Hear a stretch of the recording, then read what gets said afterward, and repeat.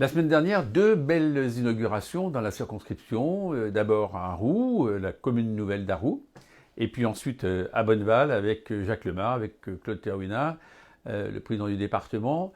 Deux inaugurations puisque ça y est, la fibre fonctionne, le très haut débit est là avec 50 mégas minimum, voire 100 mégas. Vous savez, c'est pas un caprice que de vouloir, à la campagne, dans les milieux ruraux, et même dans les périphéries des villes, bénéficier de la fibre. Parce que dans la fibre passent naturellement toutes les informations qui sont des informations liées au numérique.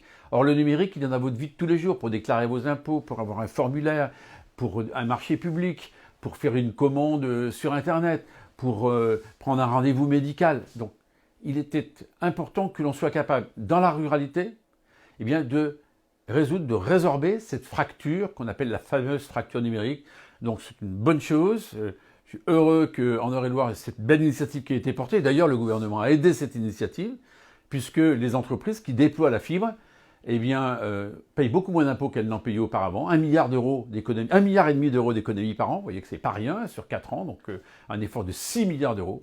Et ça permettra vraiment de vous améliorer votre qualité de vie. Au moment où on parle de télétravail, c'est indispensable. Mais il reste un deuxième sujet qui n'est pas réglé. C'est celui de la téléphonie mobile, pour laquelle j'ai déposé une proposition de loi pour qu'on déploie plus de pylônes, parce qu'on ne peut pas uniquement avec ce fameux New Deal qui était censé apporter la 4G partout. Ça n'avance pas assez vite, je le dis avec force. En tout cas, croyez bien que dans les prochains mois, je vais appuyer sur ce sujet parce que cette fracture téléphonique, elle est réelle. Donc ça va nettement mieux pour la fibre optique et puis le très haut débit. Ça va toujours mal pour la téléphonie.